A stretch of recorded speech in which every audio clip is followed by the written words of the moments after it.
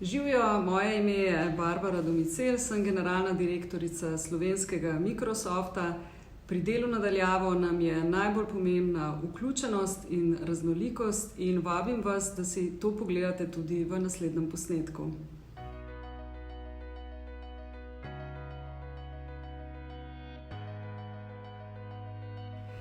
V Microsoftu je že nekaj mesecev nazaj seveda več 10.000 zaposlenih začeli delati od doma, pa še danes delamo od doma.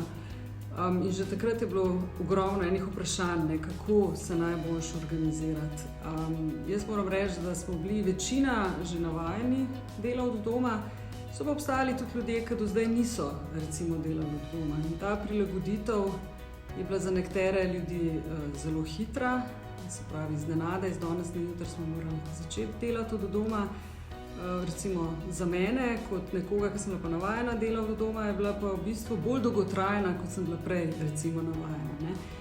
Hitro smo ugotovili, da zaposleni rabijo določena navodila, določena tudi nekako vodila o tem, kako je najboljše organizirati svoje delovno mesto doma. Se pravi vprašanje, kakšen bo prostor, kakšen bo računalnik, kakšno bo orodje, ki jih bodo uporabljali. Nenazadnje pa tudi to, recimo, kako si organizirati recimo svoj delovni urnik, svoj čas, tudi kako boš preživel čas z družino, koliko časa boš preživel recimo z računalnikom in tako naprej. Takrat smo izdali en tak precej dolg priročnik, ki ima ta navodila ali pa recimo usmeritve v to delo od doma. Podelili smo ga tudi z našimi strankami, partnerji in so nam bila ena tako krasen uvod v to, kako se organizirati doma. Poleg vsega skupaj pa mislim, da je bilo tudi izrednega pomena to, kako smo recimo odprli vse naše komunikacijske kanale. Se pravi, kako vključiti vse ljudi recimo v strategijo podjetja, kaj so tiste usmeritve, kam gremo, kam plujemo, In zato, da se dejansko vsi členi in vsi člani organizacije čutijo del organizacije in nekako povezani s tem, kar počnemo.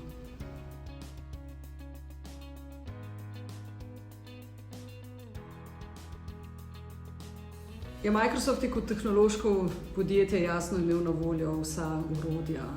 To ni slučaj v vsaki organizaciji. Jaz mislim, da za nami je bil tudi en bistven korak in to je bil prehod v oblak. Mi smo že leta nazaj vsem zaposlenim omogočili učinkovita orodja, učinkovit način, kako dostopajo do virov, nenazadnje pa tudi kako varno dostopajo do informacij. In tega smo bili nekako vsi navajeni. Seveda je za nas bila ta sprememba zelo nenadna, zelo hitra in seveda smo se srečali tu z marsikatero težavo, ki smo jo vedno vzeli kot en način, kako se naučiti, kako nekaj spremeniti.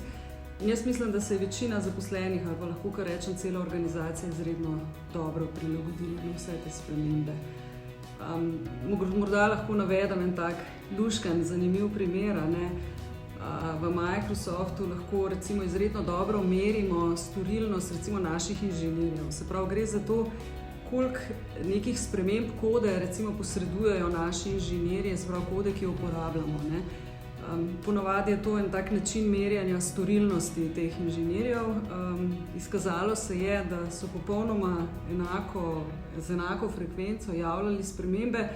Sprememba drugače je bilo samo v tem, kolikokrat na dan ali pa recimo v katerem delu dneva so javljali te spremembe. Se pravi, lahko rečem, da vsaj del organizacije deloval enako učinkovito od doma kot prej.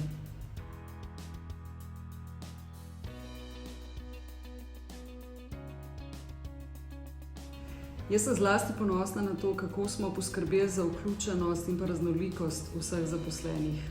Jaz mislim, da se vsak od nas soočil z določenimi izzivi dela od doma. Naj si bo to razmišljanjem, kako si organizira recimo svoje privatno življenje, svojo družino, kako delujemo z otroci, ki so bili vsi doma.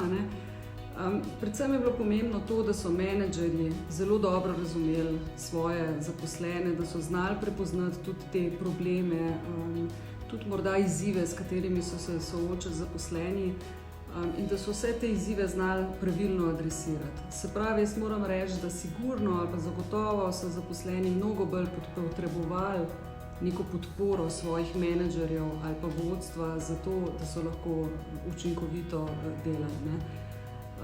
Zdaj, mi smo se recimo izkazali se kot ena zelo dobra praksa, pa tako čist mala pomoč recimo pri tem, kako se počutiti bolj vključenega, povezanega in tako naprej, je bilo ravno to uporaba videa, recimo, ali si v Teamsih vklopil video ali ne. Se pravi, dejstvo je bilo, če si videl obraz, če si videl nasmejane obraze, če smo se nekako dobili skupaj, morda tudi kdaj v kakšni bolj privatni zadevi, ne, smo se sigurno vsi počutili mnogo bolj vključene in mnogo bolj razumljene, tudi takrat, ko se morda nismo počutili najbolje.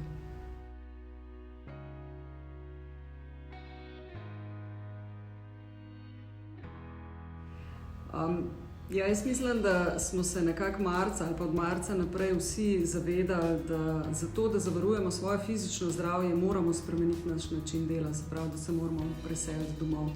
Seveda pa marsikdo mogoče ni toliko predvidel pa tega dejstva, da to, da delaš od doma, to povzroča nek določen stres. Se pravi, če ti delaš v okolju, kjer drugače živiš, ne, to je za vsakega povzroča nek stres. Ne. Zdaj, jaz mislim, da je bistvenega pomena tudi to, kako poskrbiš za svoje dobro počutje. Mi smo zelo veliko delali na tem, da je bilo tudi razmišljanje, recimo, koliko kvalitetno človek se prehranjuje, koliko se gibljemo recimo na dan in tudi kako poskrbimo za to, da poskrbimo za svojo družino in tudi za to, koliko počivamo in tako naprej.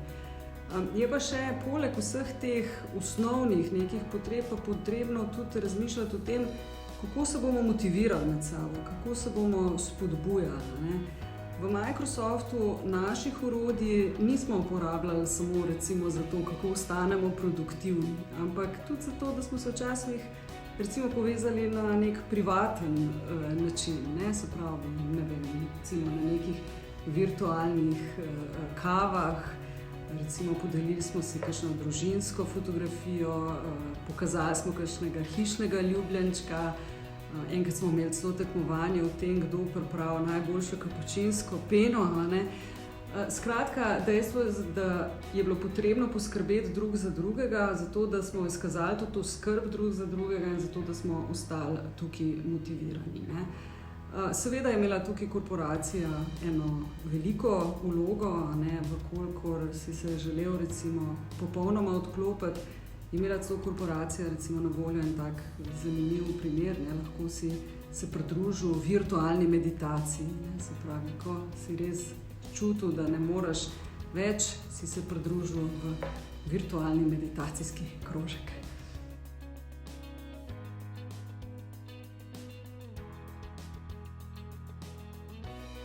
V bistvu moramo to, kar smo se naučili v teh preteklih mesecih, mislim, da moramo vzeti kot eno veliko priložnost za učenje. Ne?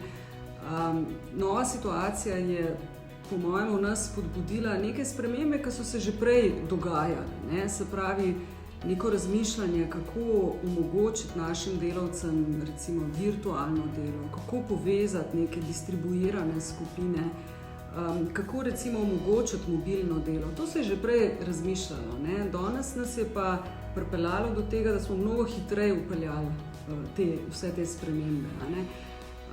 Morda ste kdaj že slišali ali mene, ko povem, da recimo je naš izvršni direktor Satya Nadella rekel, da smo v 2 mesecih preskočili za 2 leti teh digitalnih sprememb oziroma digitalne transformacije. In jaz mislim, da so to neki nauki ali pa način, kako bomo morda sprejeli vse te spremembe v prihodnosti. Ne? Če pogledamo, mi nekako tako gledamo, ne, da bodo vsa podjetja šla čez recimo 3 faze razvojne. Ne? Prva je bila ta, ko smo vsi morali zaplavati v tej situaciji. Vsi smo se morali na hitro prilagoditi. Ne? Druga je neko obdobje enega okrevanja. Ne? Tretjo pa tisto, ko bomo lahko zadihali pa pogledali za nazaj, kaj se je dejansko dogajalo, ne? se iz vseh teh inovacij, ki so izšle iz tiste nuje, nekaj naučili in sigurno jih zagrabili in izrabili za to, da bomo v prihodnosti boljši. Zato jaz na našo prihodnost gledam kot izredno pozitivno.